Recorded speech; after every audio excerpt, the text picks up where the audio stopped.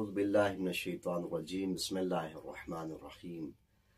ناظرین محترم، قرآن مجید کی آیات کی تلاوت اور اس کے مختصر ترجمہ کے ساتھ ساتھ انتہائی اختصار کے ساتھ چند لفظوں میں اس کی تفسیر اور شان نزول بھی بیان کرنے کا سلسلہ آج سے ہم شروع کر رہے ہیں، اور انشاءاللہ ایک ایک اور دو آیات کے ساتھ یہ سلسلہ جاری و ساری رہے گا۔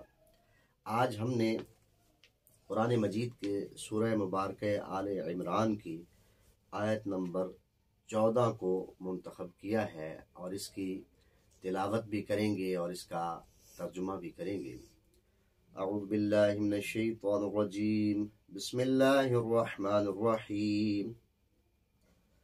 زين للناس حب الشهوات من النساء والبنين والقناطير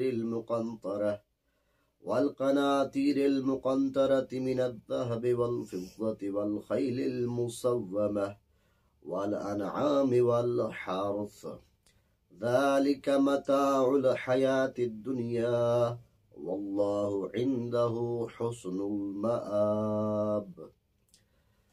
اس کا ترجمہ کچھ یوں ہے کہ لوگوں کے لیے خواہشات نفس کی رغبت، مثلا عورتیں، بیٹے، سونے اور چاندی کے ڈھیر لگے خزانے، عمدہ گھوڑے، مویشی اور کھیتی زیب و زینت بنا دی گئی ہے، اور یہ سب دنیاوی زندگی کے سامان ہیں، اور اچھا انجام تو اللہ ہی کے پاس ہے۔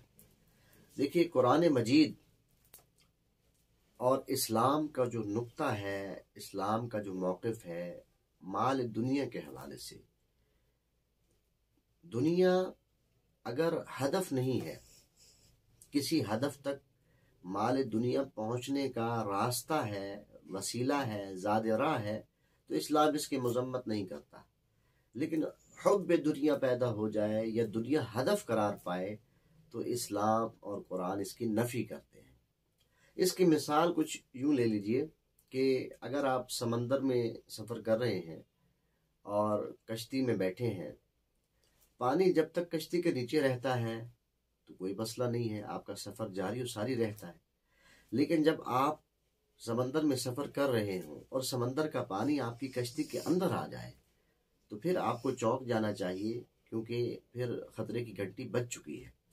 قرآن مجید بھی یہ کہہ رہا ہے کہ خواتین، بیویاں، بچے اور گھوڑے اور یہ خزانے، سونے اور چاندی، یہ مال دنیا، یہ ہدف تک پہنچنے کا اگر راستہ ہے تو پھر کوئی مسئلہ نہیں ہے۔ ہدف کیا ہے؟ وہ ذات پروردگار ہے، قربت الہی ہے۔ اگر یہ تمام چیزیں اللہ تک پہنچنے کا راستہ اور وسیلہ ہے تو پھر یہ زینت ہے، یہ دنیا کے لیے زینت ہے۔